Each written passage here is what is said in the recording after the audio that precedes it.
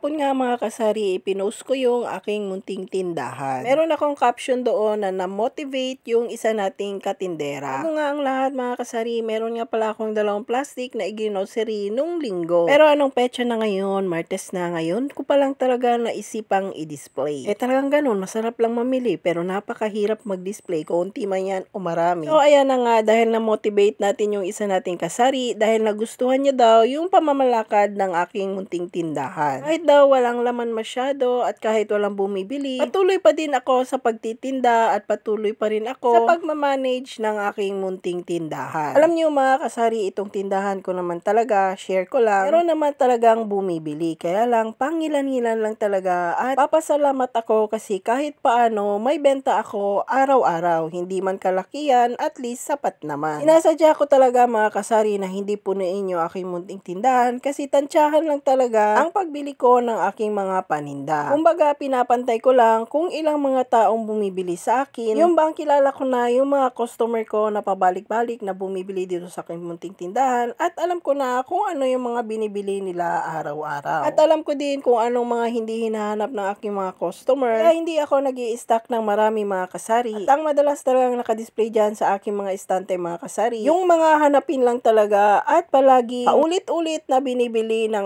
aking mga customer. Paunti-unti lang din mga kasari yung mga binibili ko bawat item kasi tsahan ko lang din talaga mga kasari kung mauubos ba siya o hindi. Para naman sa ganon is madali ko lang mapaikot yung aking konting puhunan at syempre nakakapag-ipon ako mga kasari sa tuwing nauubos yung aking paninda kasi mga kasari dito sa tindahan ko sa ilang taon kong naging tindera at sa ilang taon kong hinawakan yung aking munting tindahan, talagang gamay na gamay ko na at alam ko na kung ano yung mga hinahanap ng aking customer at kung ano yung madaling maubos. Pero namang nagsasabi kaya daw wala daw laman yung aking munting tindahan kasi pinautang ko daw lahat. Ito po sa aking munting tindahan mga kasari, wala po akong pinapautang ng mga kapitbahay ko. Kaya yung ibang mga kapitbahay ko mga kasari, choice talaga nila kung saan nila gustong bumili at okay lang talaga sa akin kasi wala naman silang utang. Maganda lang talaga mga kasari na magpautang tayo sa ating mga kapitbahay, yung mga loyal customer lang natin at yung mga customer mo na hindi mo na kailangang hanapin sa oras ng bayarin. At mga kasari, yung bago-bago pa lang ako dito sa lugar namin, halos lahat ng aking mga kapitbahay dito talaga bumibili sa akin. Meron din talaga ako mga kapitbahay na pinapautang ko. Kahit gaano karami is pagdating ng sahuran talagang binabayaran nila at hindi nila ako tinataguan. Pero nung tumagal-tagal na ako dito mga kasari, naramdaman ko na dahan-dahan ang nawawala yung aking mga customer at dahan-dahan ko na rin binabawasan yung mga taong umuutang sa akin. Alam nyo ba mga kasari, tinansya ko talaga at pinakiramdaman ko talaga yung mga kapitbahay ko dahan-dahan ang hindi bumibili sa akin. Kaya hanggang ngayon mga kasari, tansyahan na lang talaga yung mga panindang nilalagay ko sa aking munting tindahan. O baka meron na namang mag-comment dyan na ang mindset ko is hindi tama. Paano mag-manage ng aking munting tindahan? Ito lamang po'y base lamang sa aking experience at kaalaman sa ilang taon na naging tindera kaya na-share ko sa inyo.